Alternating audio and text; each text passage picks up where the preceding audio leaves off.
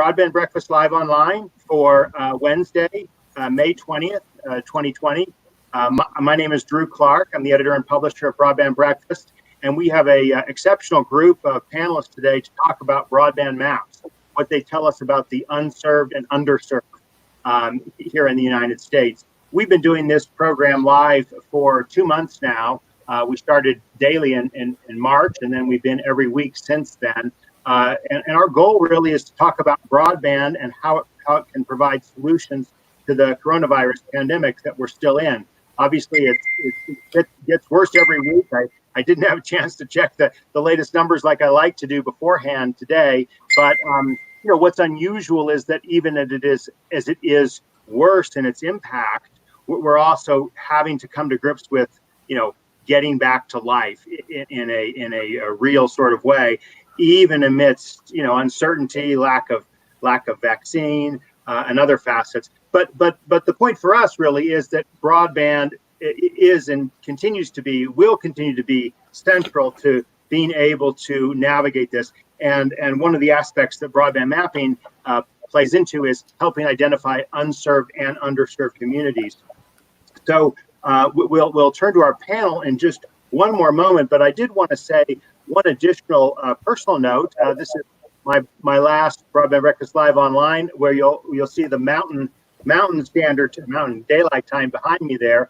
I've been in Utah for the last 2 months, sheltering in place, but I'm going to be leaving and heading back to Washington, D.C., which is where I've been most of my career, and very excited to continue all aspects of my work there. So look forward to seeing many, many more of you in the East Coast. Also, of course, value all these non-East Coast people that we've got on this call, or at least non-Washington, D.C. folks. So we have a really great panel. Let me go ahead and show our guests. We have Glenn Fishbein of Geo Partners. We have Eric Frederick of Connect Michigan and Connect Nation. Very pleased to have Russ Elliott, whom I've never met before, but heard a lot about you, Russ. He's the broadband director for Washington State. Will give us a real on-the-ground perspective from a state government perspective. And then Brian Webster of Wireless Mapping. Brian and I go way back. Worked with Brian for many years. He was our GIS coordinator when I ran the Partnership for Connected Illinois State Broadband Initiative for several years. So Brian and I kind of, again, have had a lot of experience and work together. But excited to hear from each of you. And we're going to turn it first to Glenn and tell us a little bit about your organization, Glenn. And I'm going to go ahead and put your screen on so that we can see what you are showing us, even if we can't see you yourself. So go ahead, take it away, Glenn. Okay, my name is Glenn Fishbein. I'm the CTO of Geo Partners, LLC. We are a small Minnesota company. We are focused exclusively on doing the early stage studies for communities to find out if it is feasible for them to do a broadband activity and if possible to get a grant.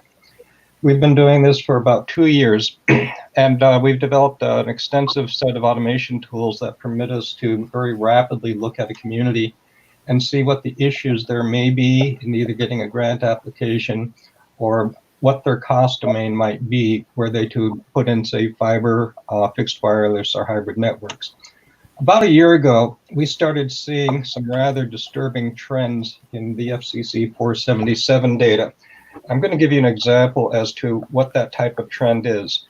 So for this example, I'm going to put in my nearest and dearest area where I live, where I have no quality service, and show you how that problem manifests itself, if I can type correctly. So what we start looking at when we're looking at a community is what we call the competitive landscape. And the essence of that is, for this township, what is going on here, and can we get this community moving forward with a broadband project or grant application? And the FCC data, which you're seeing right here, starts showing up as an interesting view as to where various types of services are and what those services might be. And what we started seeing was that there was over-reporting, significant over-reporting by various providers. And I'm going to focus on this one called Radio Link Internet. They are offering 300 meg symmetric wireless over this entire area, which makes this area not eligible for a grant. So we loaded in MLab data for the same area and discovered that LTD Broadband has not had a speed test done in the last 12 months, which is extremely unusual for an ISP. So this started our questioning is, okay, so we are seeing the impact of bad reporting by individual ISPs, either because they're clumsy or they don't know what they're doing or because the process is broken. But this is taking a large number of communities out of the pool of potential grant applications. So we decided we had to start doing something about that. So we went into an evaluation of how one would go about doing speed testing to start identifying areas that truly did need services. And here's an example of a speed test operation that we've had operating in at Stevens County, Washington. And what we're seeing now is the actual granularity of what can be collected to do mapping and how this is going to help this community start identifying areas that do not have services, irrespective of what the FCC data says. Now, what you're seeing here is about a 3-week collection of data for Stevens County. And you can see, of course, that other counties are just close enough to start doing it. We even picked up some from Indiana down here. The black dots are cases where people have reported no services. Red dots are less than 10 meg down. Yellow is less than 25 meg down, and green is 25 meg down or more. So we can immediately start seeing where there are good quality service areas, where you see a lot of green, and low quality services where you start seeing black and red. So you can also see the ISPs that are within the community and see the types of services that they're providing there. So we can see good companies that have excellent service, such as Charter Communication, and we can see other companies such as Frontier Communications, which is not doing terribly well in this particular area. So this starts giving us a picture of how the ISP performance is at the local level.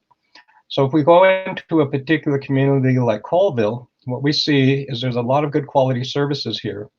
And there's also some mediocre services, but a lot of this is probably a matter of either financial ability or choice. So we could say that Colville is technically served, and it probably shouldn't be considered for a grant application. But as we move south, we start seeing areas where you have no reported services, and we have services that are relatively low grade. And in this particular case, this service is a cell phone. AT&T Mobility, and here's Verizon, and then who's this? So this is a Desert Wind Wireless. So these become potential target areas for reviewing these areas for a grant. So one way we can take a look at this is we use our standard analytic tools and we bring into more detail about this area. And what we're going to be taking a look at now is who claims to be there and who actually is there. And this data is at a block group level. So we're going to be taking a look, for example, at this area right here, where we have the FCC 477 data here saying that this is an extremely well-served area. Desert Wind Wireless is providing 100 meg. Internet Express is 100 meg. NCI is 100 meg.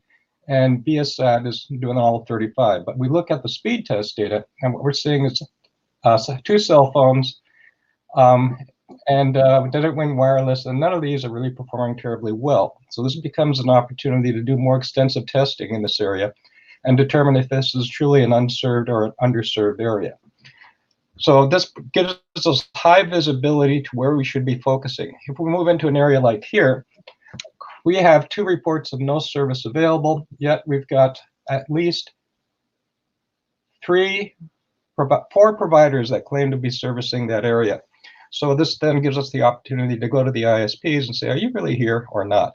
Yeah, let's veer towards the conclusion here, Glenn, so we can get to the others too. Okay, so fundamentally what we're doing with this is trying to help identify areas which are going to become grant eligible and move them forward into the broadband process. End.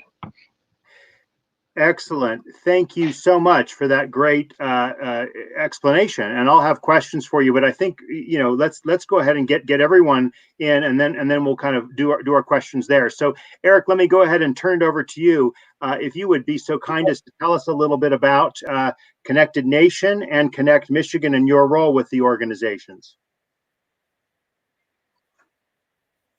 Sure.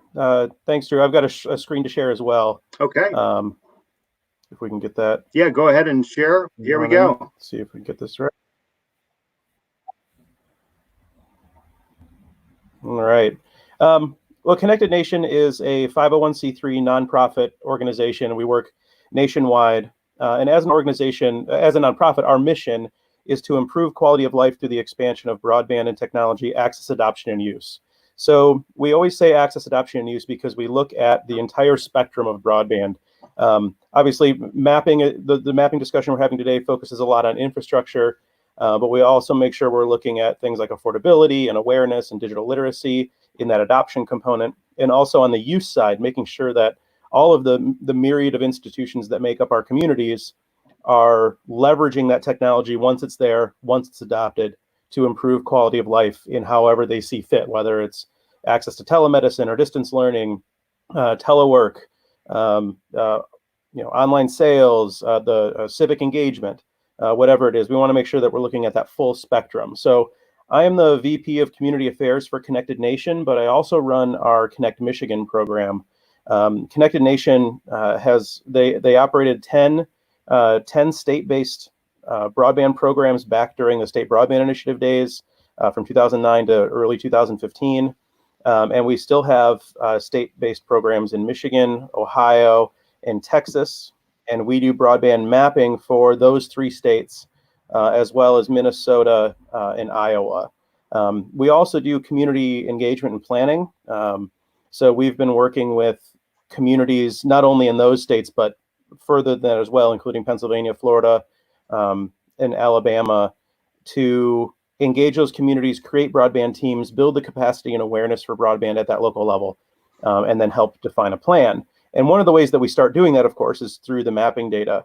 So Glenn touched on issues with Form 477, and those issues are, the breadth and depth of those issues can't be understated. And one of the things that we developed at Connected Nation to help better interpret that data and figure out areas where there's going to be overstatement, or where we expect or suspect there's overstatement, is a confidence algorithm.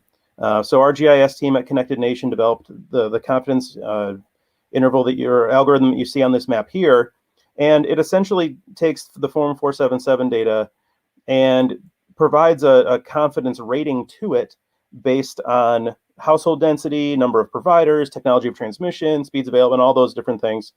And we figure out and identify areas that we think that we have very low confidence or medium or high confidence in that data. So the red areas on this map show areas where we think the Form 477 data is either incorrect or overstated. The yellow areas are those where it might be right, but we better check. And then the green areas are those that we have that high confidence in that data. So as you can see, there's quite a bit of red on this map. This is an older data set this is an older, I should say, Form 477 data set as we're currently crunching this confidence algorithm for the most recent one. But you can see that there's lots of red areas. So this is one place that we start when we look at state-based mapping, to take that Form 477 data and make it better at a state level.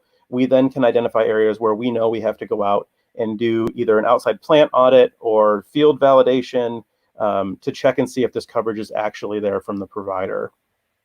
A couple other things that we do when I was talking about community engagement, and hopefully I live out in the boonies, so my connection's not that great. But another thing we do at the community level, this is Lauderdale County, Alabama, is community surveys and data and speed tests, just like Glenn was talking about, where we start to identify places in a community that say they don't have coverage.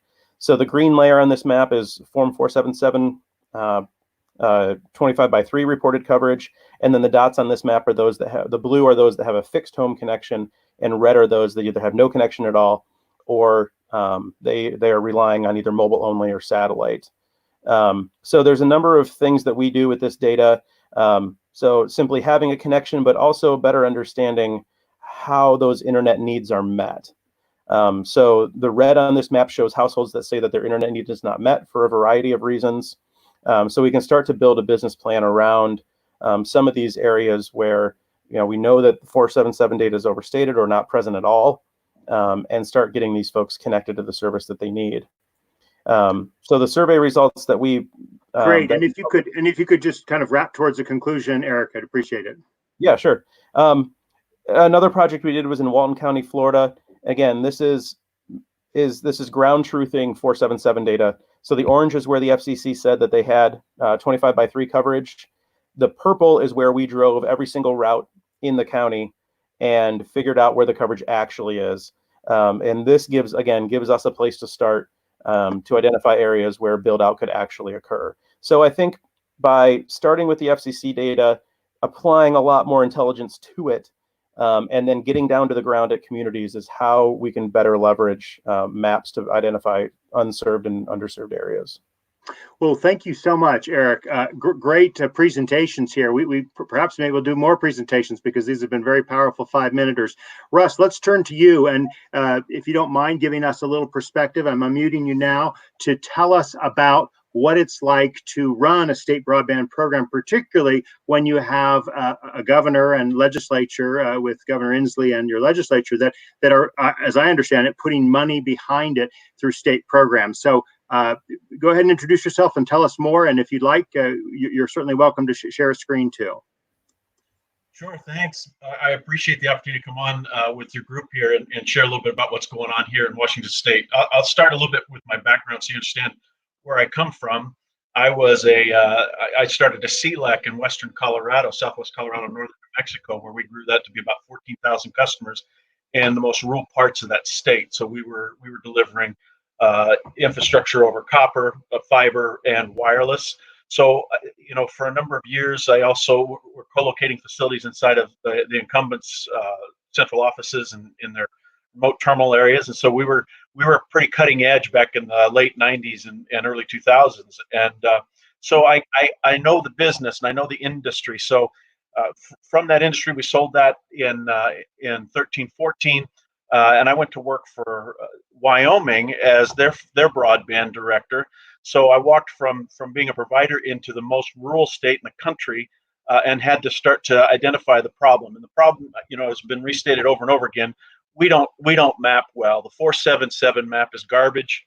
It really is doing a disservice to our country as far as getting allocations out into these areas. And I'm disappointed to see that the FCC currently is also going to do another reverse auction based on 477 data with these RDOF funds. It's again a definition of insanity, doing the same thing over and expecting different results. We've, both Wyoming and now Washington received 66% of the recipients because of those auctions received satellite as their method of communications, and those areas are now blocked out from any additional federal funds for actual infrastructure. So really feel passionate about the fact that these people in these rural areas are continuing to be disserved by some of the federal programs. I believe that the states now need to be the surgeons, right? General practice isn't going to be the way we do business going forward. And I realized that real quickly in Wyoming when I was dealing with towns of 15 and 30 and 50.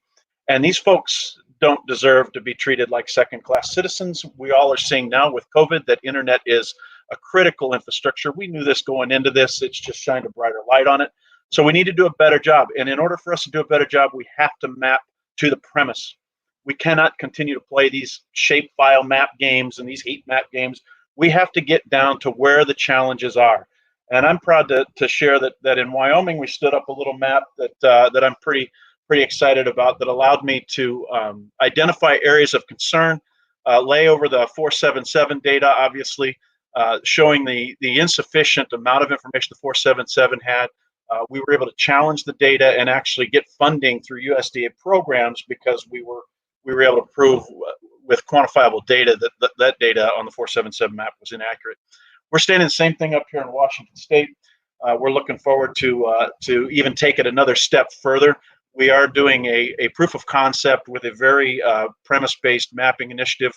We are leveraging some of the expertise at GeoPartners right now, along with our own crowdsourcing data. So I don't know that it's ever going to be discussed as a this or that solution.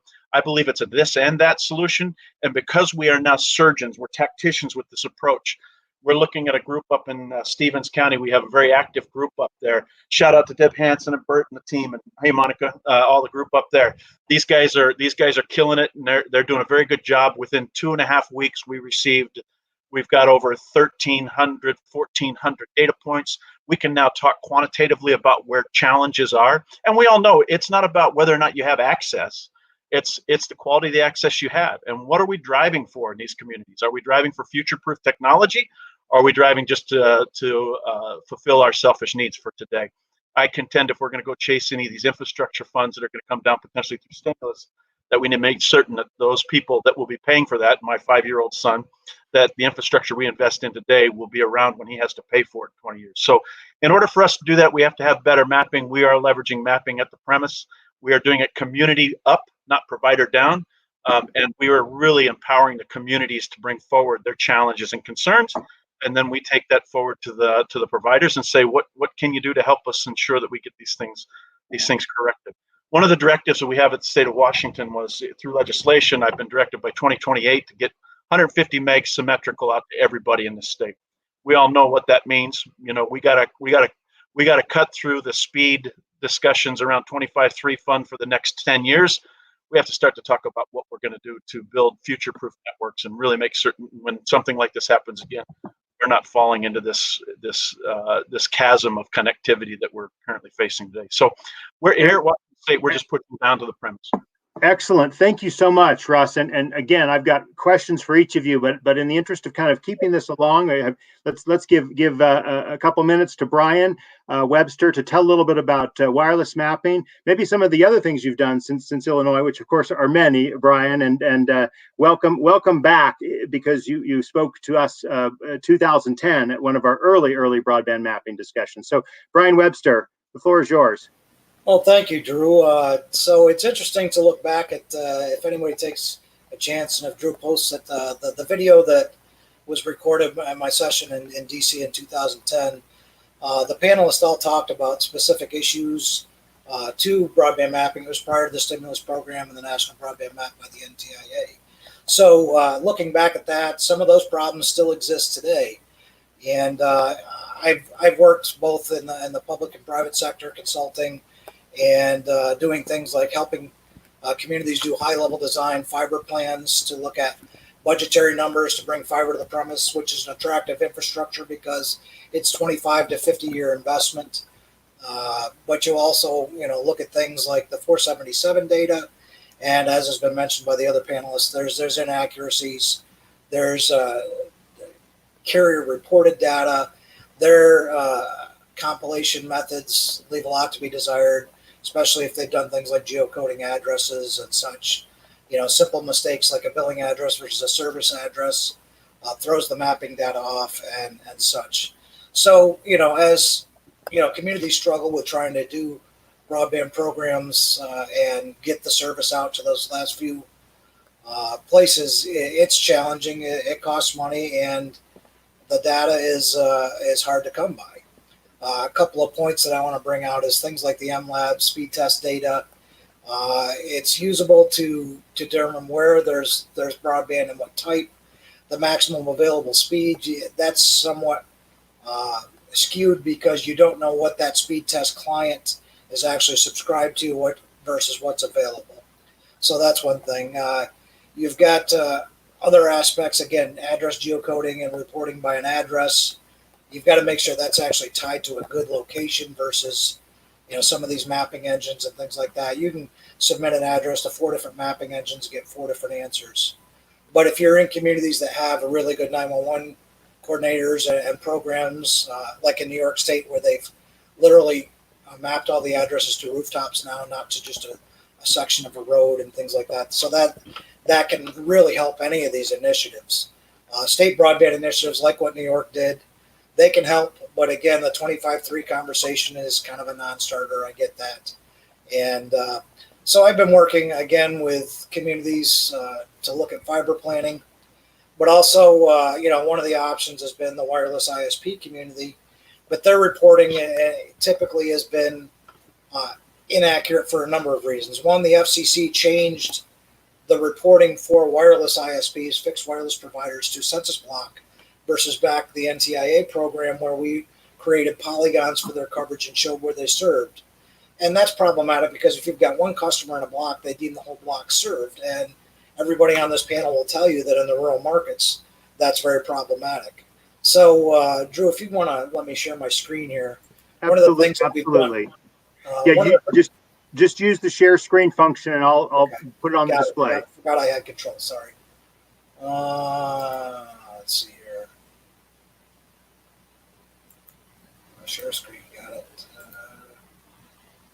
Let's do this one here. Okay. And let's pull this up. So we've got this data here where I've started to incorporate 1 foot resolution LiDAR terrain data that's available in a lot of parts of the country with the wireless ISPs. And you can start to do what they call a line of sight map, whereby when you see something like these houses and trees, it's going to block a wireless signal. So when you start to look at that and you map the wireless coverage, you literally can see the rooftops where you can install equipment, where on the rooftop it has to go. And, you can start to use this as part of your community surveys and things like that. If a municipality wants to put a wireless service up on a water tank, for example, you can start to identify the places that you literally can serve. So that's just one of the aspects that's helping in some of the work that I've been doing.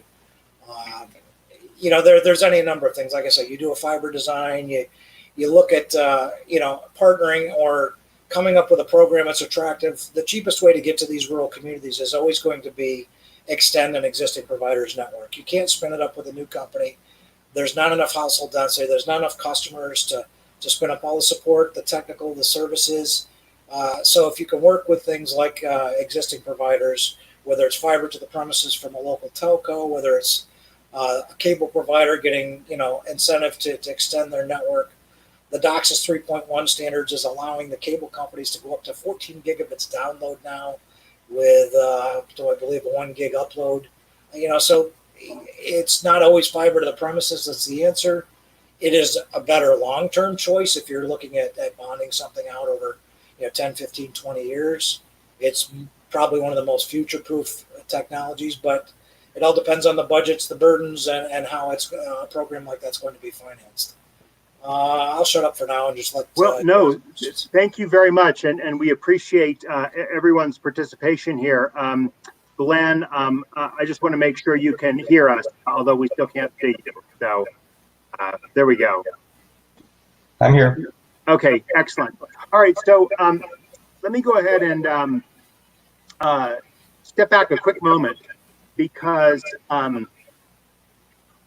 sometimes we talk immediately about the what, right? The what and the how we get broadband mapping, and it's certainly a group that is well versed in the what and the how, right? But it's also important to talk about the why, right? The why of broadband mapping.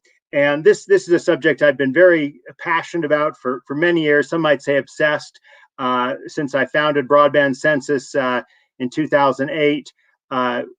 And it really was an effort to get broadband data at the address level when the FCC was saying, oh, zip codes are fine, right? Now, obviously, there's been a lot of progress, a lot of water under the bridge. We now have census block, and now we're getting to the address level holy grail. And I should mention that some entities, including some that I've worked with through the law firm I'm at, ComLaw Group, we've actually had a webcast 2 weeks ago with CostQuest Associates, and they actually have pioneered a broadband mapping fabric at that kind of address level that can supplement a lot of the work that many of the people on this call have been doing.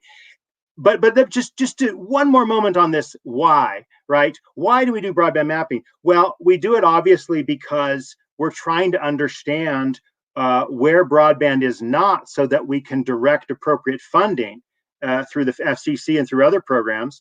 But there are other reasons too, right? If you want to build a new symmetrical fiber deployment, you want to be able to know, okay, what are my costs going to be to do this? So you need access to fiber maps and fiber routes, right?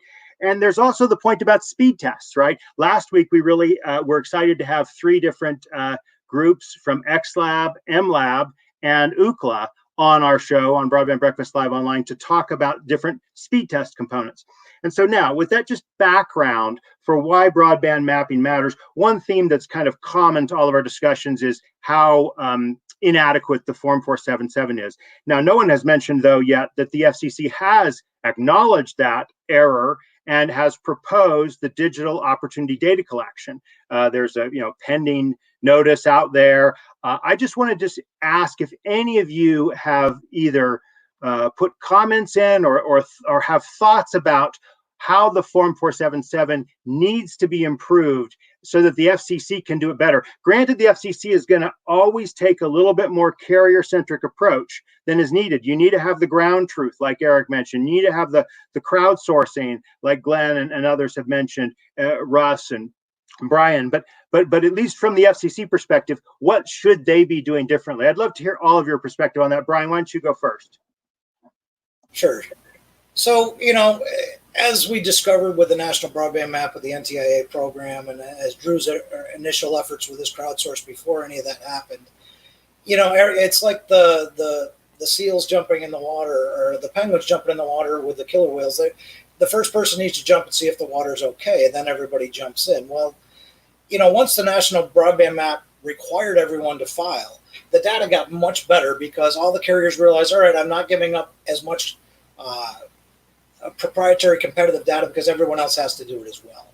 But again, the granularity is not that good. So if we take that same approach, we saw it happen. We saw the carriers. In fact, we had a little dispute in Illinois when Drew was there that the Illinois carriers didn't want to file. We talked to their national office and they said, we're filing.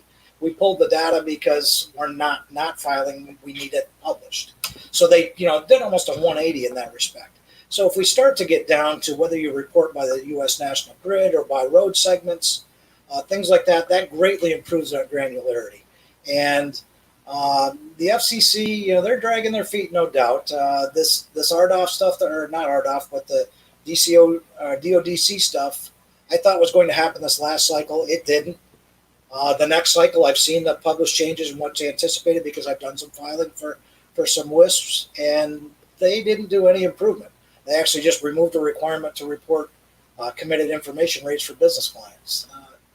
That didn't change the map accuracy at all. So that's problematic. And so if we take, what really happened with the NTIA and the competitive, holdback of data, come in with a little bit of a hammer and force them to map better and force everyone to do it. That will improve. But the bigger problem in that respect is, though, however, is that the small businesses, the wireless ISPs, the smaller cable and telcos, this is a huge burden on them for very lightly staffed companies. And that mapping effort is not easy. Illinois was lucky that I was on board at the time, and I actually RF mapped them, and I did it for New York as well for all the wireless ISPs. So, it was still problematic for them to give me enough data to work with, but they didn't have to do it. They didn't have to bear the cost and the expense. So small business impact is a big part of that problem. All right. No, some good thoughts. Let's get Eric and then Russ and Glenn on this subject. Yeah, thanks. I would completely agree. The burden on the smaller carriers is a problem. Making sure that they have the resources to be able to accurately map their coverage, especially with new, more granular data set, is going to be a huge uphill battle, I think. So that's one of two things that the FCC, I think, needs to do when we're looking at new maps is, one, how do we support those smaller businesses, those with less than 100,000 connections, to make sure that they're reporting their data. I mean, whenever we go out to communities, we're finding providers that we didn't know exist there because they don't file, they didn't know they needed to file, or they simply didn't because they just didn't have the resources for it. So yeah, everybody, the same standard needs to apply to everyone, but we do need to support those where the standard places a substantial burden on them. The second thing, yeah, please go ahead. The second thing I think that the FCC needs to be doing is, and we didn't see this with Form 477 when the FCC took over from the NTIA, is that field validation. So we've got all this top-down data from, that carriers report to the FCC, and it's just published. But we need some of that ground-up validation. We see it time and time again. I shared a couple maps where we've just found gross overstatement, and there's some of that's a census block issue. Some of it is oversight. Some of it maybe malicious. I don't know. but it needs to be done so that we can identify areas that can be quickly validated so that we can have more accurate maps. And that field validation needs to be part of the regular update schedule.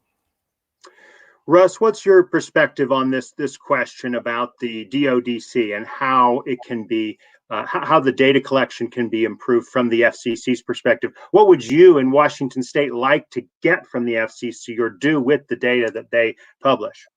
Well, that's a softball.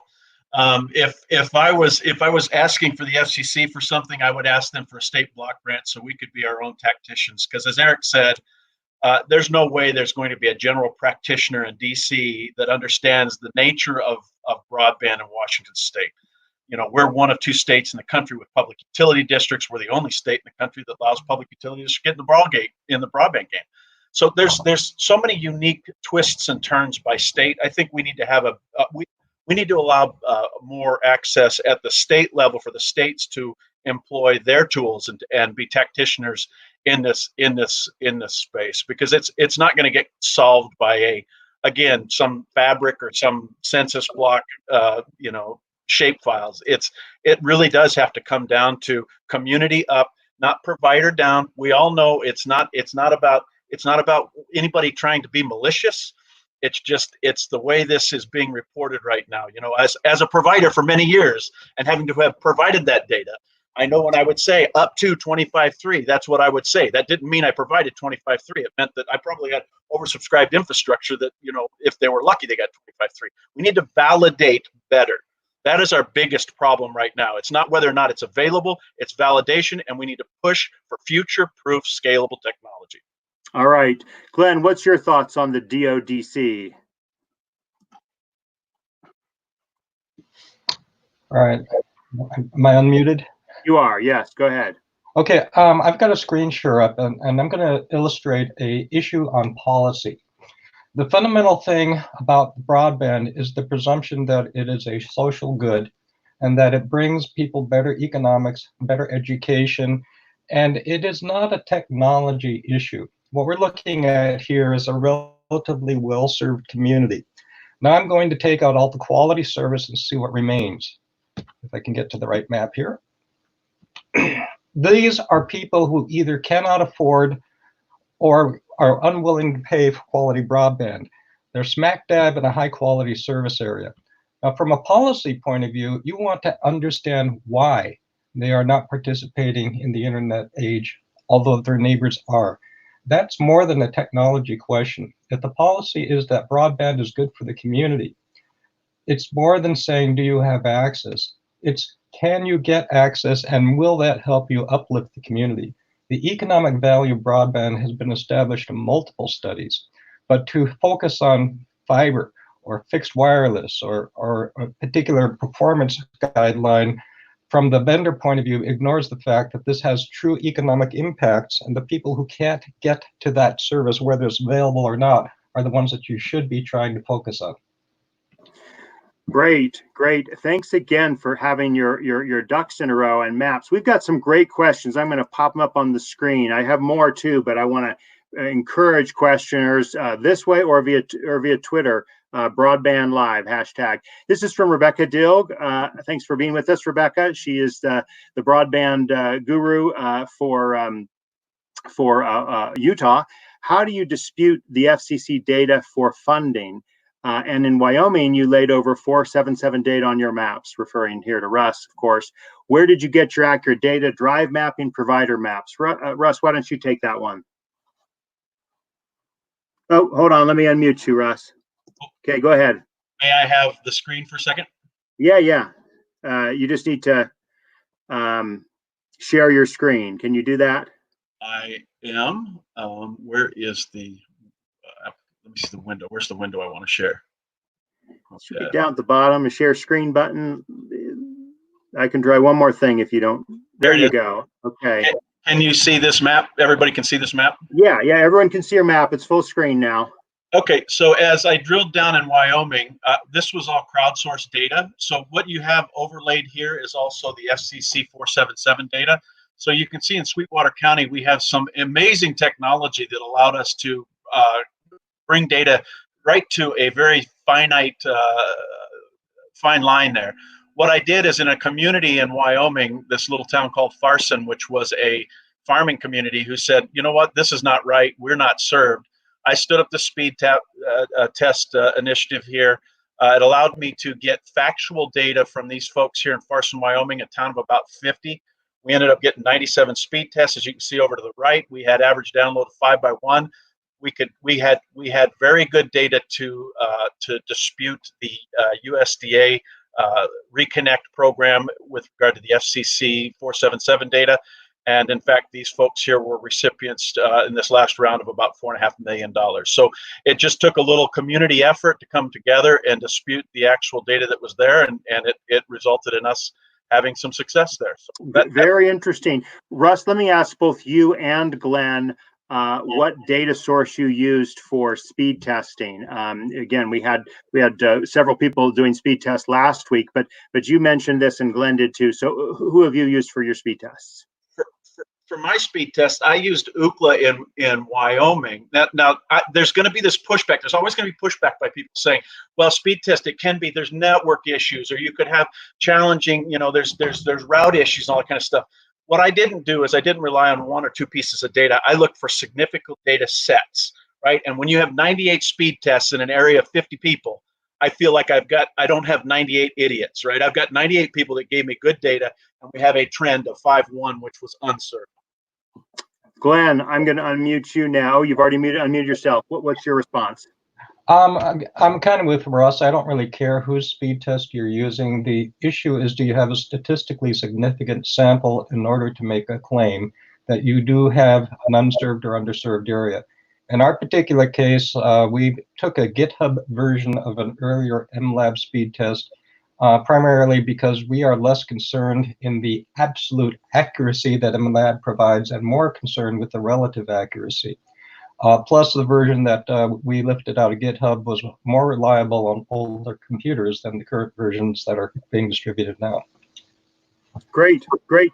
Let me ask another question of all of our guests, which really comes to the question of federal and state policy and relationships. And I actually love to get Eric and Russ's perspective on this first.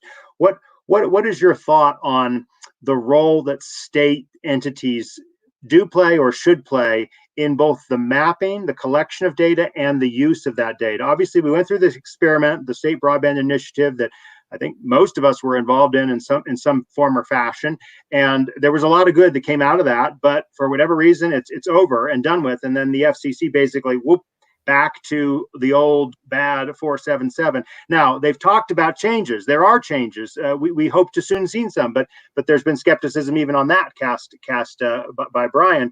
So I'm just wondering, could you speak about, do states have a significant role in either the collection but also the use, and maybe try to twist the knife on the softball a little bit earlier, Russ? I mean, what are you going to do in terms of funding? What funding levels are available in Washington State, and how will the maps affect where state broadband funding goes? So Eric first, and then Russ.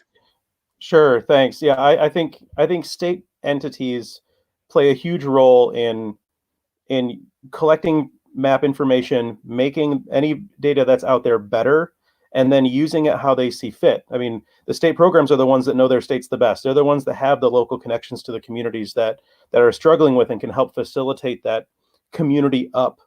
I like that phrase, Russ, the community up type of approach to broadband. They're the ones that know it best. They can be that go-between and advocate for their communities and states at a federal level. So I can't say enough about how important state programs are.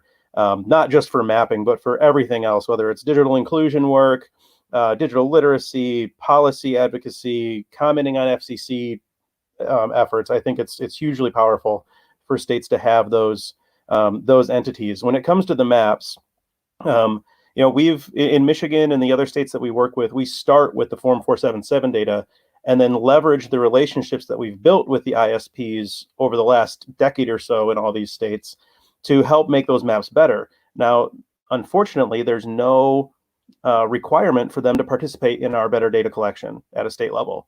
The only hook that we have is that Michigan, at the end of 2018, passed a $20 million broadband grant program.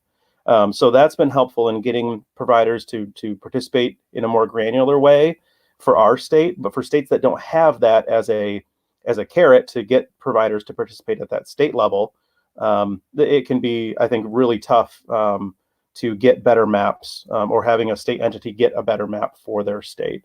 But I can't overstate the importance of having state programs for broadband. Russ, go ahead. That's that's where we're at here. We really believe that we're the tacticians at the state level, and I think what's not being taken into consideration for what Eric just said is states are getting a lot more savvy. We're getting a lot more educated. We're getting a lot more engaged and involved. We're bringing it down to the community level. We're making the communities rally and get engaged. As the communities get engaged, they become activists. As they become activists, they help us make decisions, right? And so that's where it's at. And with regard to the funds, right, here in the next few months, we're going to have USDA probably roll out another reconnect for another $600 million. We've got $16 billion coming from RDOF, and if there's a stimulus 4-5 coming out here, there's trillions, right? So if you do not have your ducks in a row with regard to planning, technical assistance, identifying identifying the funds, and getting ready, you're going to miss a humongous opportunity here to take advantage of a tremendous amount of funds that are going to be coming down this pipe in this next year. So go for it. And I think the states need to be, let's have an accountability of CAF2 before we start doing RDOF, right? Come on, please. If we're going to start doing reverse auctions, let's have an accountability. Let's go right into that. That was the next topic, and we'll get everyone into this one.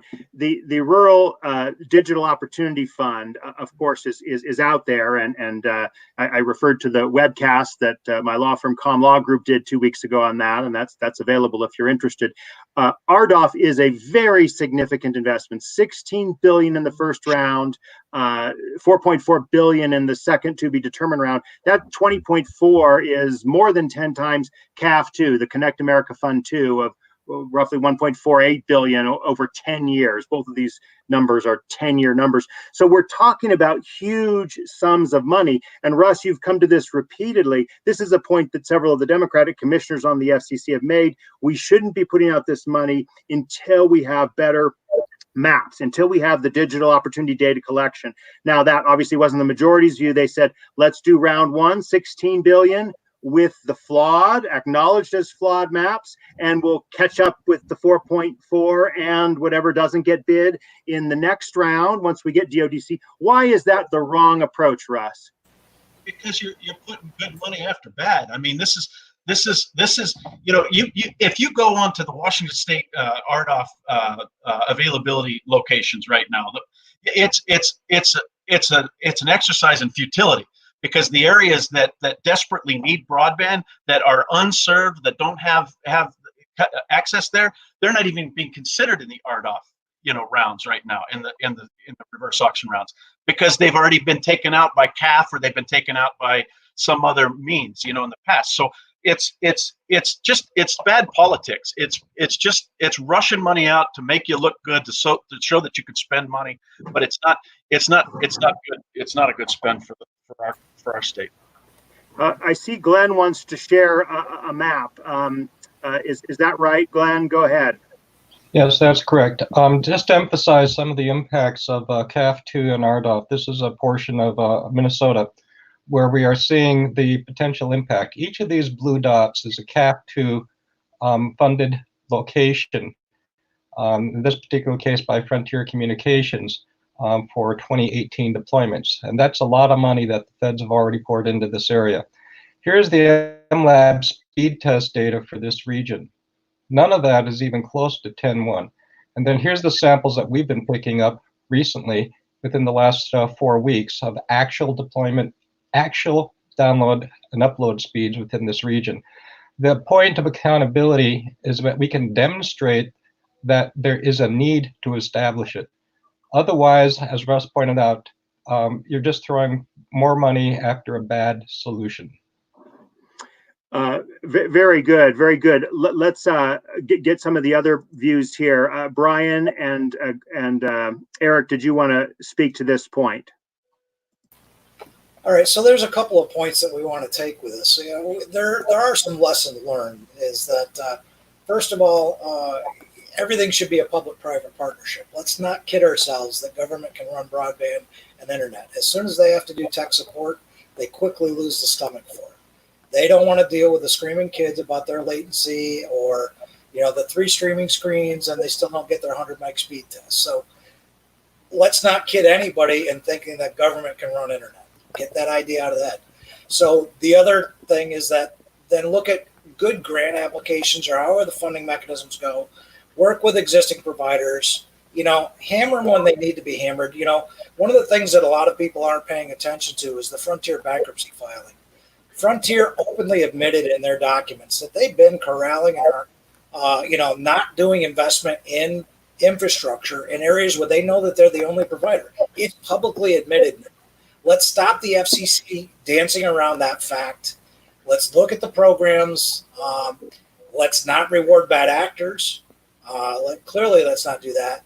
And then the other thing we got to pay attention to is the move afoot to start collecting USF funds from broadband providers, which means that fund is going to balloon. And USAC and the programs and the wireline carriers constantly leading all that. Again, bad actors publicly admitting, from Frontier, the other phone companies are going to be really mad at Frontier about that. Well, it's interesting just to put in, we've reported this on broadbandbreakfast.com and the Institute for Local Self-Reliance, the Muni Networks program, has actually done a specific call out on this point of Frontier and the data. But the Muni Networks are also not the magic bullet because they don't know how to run an internet company. Well, I'm just speaking of the report they put out here and the impact it has. So there's middle ground somewhere in that. And again, the lobbying efforts from the telcos, they couldn't do things like when they tried to ban municipal Wi-Fi networks way back in 2005, 2007. They couldn't get that done at a national level. So they attacked it state by state. And, so let's not keep giving those bad actors the money for that. Every time we have one of these programs, they take the same plan that, as Russ mentioned, the accountability never happened. They dust it off, submit it, get more money, never complete the program. Another program comes up, they get money again, and still never complete the program because nobody's making them accountable. Well, look, Russ, I want to just kind of raise a counterpoint, okay? Just for argument's sake, isn't there some merit to the notion that, look, we need funding out there sooner rather than later? And so acknowledging that the census block is not the perfect silver bullet, but at least get some money through round 1 out while the FCC, slow as it is taking its time to get DODC. Reaction to that counterpoint, Russ? Why don't you bring us to the table? Why don't you ask us questions personally at the state level? Us, the tacticians, why don't we get engaged in this conversation? I'm all about that, Drew. But let's quit screwing around with 25.3 financed for the next 10 years. Because we are not making good decisions with those funds. So let's get some people at the table that actually have some knowledge in the space. That's a great point. And let's talk about tiers and levels. And obviously the RDOF auction, reverse auction, is weighted so that you offer 1 gig up, 500, 1 gig down, 500 up, you'll get a no drag, no waits, versus if you offer the lowest tier of 25.3. But Glenn, you talk a little bit about kind of the way your maps fit into fiber designs for someone who wants to build a higher capacity symmetrical network. Could you speak to that and this point that Russ has hammered over and over again about 25.3 not being a great standard to build for the future? Well, on that, let's see, am I sharing screen again? You can, but you haven't yet. All right, so let me, this is an example of a design process that we do when we're doing community analysis. And your question was, how do you use the mapping in order to figure out what your fiber plant might look like? Exactly. So what we do in a scenario like this, there's a lot of parameters that go in here. We'll ignore it, but we can automatically take a look at a density area and determine where the fiber should be or shouldn't be. Now, this is the last one I brought up. And what we're seeing here is that the green areas are where fiber makes sense because the housing density permits, the separations are less than 500 feet per household in these green areas right here. And then for the next step, we might want to take a look at putting a fixed wireless network on top of that area. And in this particular case, if we're using Mimosa or Ubiquity equipment, then we can see that we can possibly cover additional folks in this area. Apparently bad terrain. So the 28 households that we wanted to cover with a fixed wireless, we can only cover 19 of them. So a scenario like this is how we would use that type of mapping within this area, which we already know has serious problems, to figure out how we would go about changing that scenario. Excellent, great. Love the illustrations, and it goes to the why point I made a moment ago, that broadband mapping. The problem is, and the reason I think it's become such a a late night joke, right? Butt of jokes is because people want different things out of it. Some people just want to say, hey, we're offering broadband, buy it. The government, FCC, USDA wants to be able to offer funds to subsidize it. Regulators would like to be able to monitor, and consumers too, and researchers, how well are these promised speeds? And I think that Glenn has just put his finger on another key element, which is, where does it make sense to build fiber and where doesn't it make sense to build fiber? Brian, what are your thoughts on that one? Well, I always like to say this: we can blame Thomas Jefferson for a lot of this problem. The Jeffersonian system of surveying and land grants and the Homestead Act spread our society out. We look at European countries and other countries that were around a lot longer than the United States. The settlement patterns and the density and the household density and such was in a way that it makes economic sense that the private sector can go take care of this. The problem is that 90 or 92% of the population of the United States lives in about 8% of the land mass, or 8 to 10%. I forget what the numbers are, but it's very low. Drew, you and I had a little discussion about this when we were doing the Illinois. You thought the AT&T or the DSL maps looked like, very sparse, didn't cover enough people. They look like wireless maps drawn right, around. but when I quoted you the percentage of the population it covered, it was like 92%. So granted, it wasn't good speeds, wasn't good quality, all that stuff. But we've got this, this geographic aspect of it as well. So you're getting policy, that you're trying to fix now based on the sparsely populated areas. Just like you go back to the REA program, where the REAs were rural electrification. Just define the term so everyone is familiar. The Rural Electrification Act, where a lot of these electric co-ops were formed and everything like that. The places that couldn't support the private business model deploying electricity, they created these REAs, these co-ops and things like that to help fund those. And guess what? These are the same areas we've got broadband problems. And the Telecom Act and the Universal Services Fund, the cost recovery carriers, these same problems are going in the same areas. And we've got to acknowledge that fact and look to some of the successes and failures of the internet is now an essential utility. Yeah. And so let's go back and look at those programs. It absolutely is. And to some of Russ's point about areas that are ineligible because of CAF2, or we had this insane requirement for RDOF and everything like that you've got to have certain speeds and you have to offer voice services. People are jettisoning phone lines left and right. Well, why did we put that in there? Because of the lobbyists for the telcos got in there and got that requirement. You're certainly finding, though, that there are other ways to do that through right, providers. But the fact of the matter is to make that a hurdle to then be able to, and this is a last gasp attempt at the phone companies wanting that USF cash cow and not let anybody else have access to it. That's exactly what that is. So they're blatant about that. Thanks for letting us know what you really think, Brian. We have one last question, and I just want to kind of use it to springboard to final thoughts for all of you. Leon Newman asks, what sources of data, customer surveys, speed tests, service provider websites did you use to compile data at address level? If you choose to address that, feel free. But I want to just kind of close out by interjecting a hopeful note that we are seeing so much progress in spite of the concerns about Form 477 in broadband mapping and so many innovative technologies by these providers and others. I'd invite each of you in the order we started, Glenn, Eric, Russ, and Brian, to give us your final thoughts on the future of broadband mapping, the tools you've needed and want and don't have yet, but also thoughts for the future. Each of you could take a minute to wrap up. Glenn, go ahead first. Well, if you take a look at the concept of top-down policy versus bottom-up policy, I think that what we're seeing now is the ability to do the bottom-up. I think that's the most critical change method for this type of technology, getting the citizens involved. For example, very simple, 30 seconds, if I can find it. This is a study done in Minnesota for St. Louis County. You'd have to share your screen if you're asking to do that, Glenn. Oh, okay. Sorry. And the only ask was for citizens of Stevens County to share their data. And we have data coming out from Wisconsin, Koochiting, these other counties.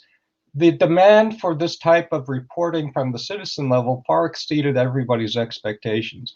If we just give the citizens the opportunity to do this type of work, then everybody's going to benefit from it. Very good. Thank you for that. Eric, final thoughts from you. Sure, and I'll agree with Glenn, because I think getting communities involved, getting residents involved, building their capacity and awareness for this issue is absolutely critical. To answer Leon's question, we gather primary source survey data from communities that we go to that include speed tests. They include online surveys, but they also include offline surveys to make sure we're capturing those who are disconnected for whatever reason, either because of affordability or lack of infrastructure. So I'm very hopeful about the new mapping efforts at a federal level.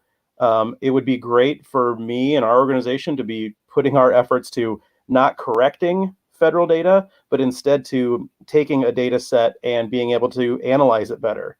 I mean, if we think about the kind of a Maslow's hierarchy of needs, if you will, when it comes to broadband mapping, we're always stuck down at the bottom trying to correct maps and validate coverage because we know it's so wrong.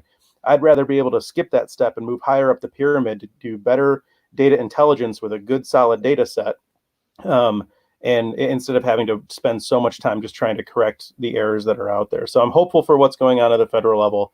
I'm hoping that we see some solid change, but I think still states play a heavy role, even when that data is better, to analyze it and use it to the best to serve all the citizens of their communities and states. Thank you so much. Russ. Community up is the way it's got to go right now. These are the people that are feeling the pain. Their pain will turn into our gain, right? So the more that they the more I like to challenge them when they come at me and say my broadband sucks. I say I can't quantify sucks. You need to help me quantify that, right? So through that, the tools I use, I've been using the Ookla speed test. I'm using some other back-end speed test stuff, but really trying to get data to the prem, data to the address level, so that we can start to really quantify those discussions. Shovel ready, I can't express enough. Hundreds of millions here in the next few months, billions in the few months following that, and trillions potentially in the months after that. If you are not getting your communities, organized, technically assisting them to identify their projects and helping them align with some of those funding initiatives, you're going to miss a huge opportunity here to change the dynamic of your state. All right. Thank you for those comments and for being with us. Brian, you get the last word here. Sure. So the crowdsourcing, the data, one of the things that, just kind of popped into my head, and, the surveys and all that, an idea that maybe gets people going is take the OpenStreetMap initiative, where people are, outside of the United States, there's a lot of public mapping that got done of people just getting out their boots on the ground, GPSs, whatever, and they can edit the maps. Well, what if we take things like Google Street View and the Microsoft Bing version, and we get a cadre of people that are smart enough to be able to recognize infrastructure on the pole, so they can start to measure roads that they can see CATV or that looks like fiber.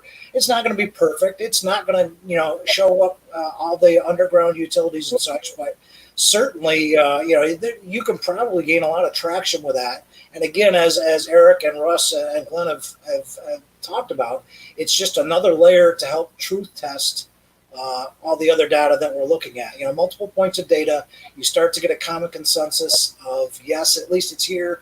And also, just as important, lack of data is also data, meaning you either have a problem or that you don't have infrastructure there. So that's just as important. Excellent. Well, we want to thank each of our guests for being with us, and thank each of you for taking this hour. We'll be back again next Wednesday and every Wednesday at 12 noon Eastern time. Next week, we'll be talking about robocalling and how robocalling has been impacted by the coronavirus. Thanks again. Join us again at broadbandbreakfast.com.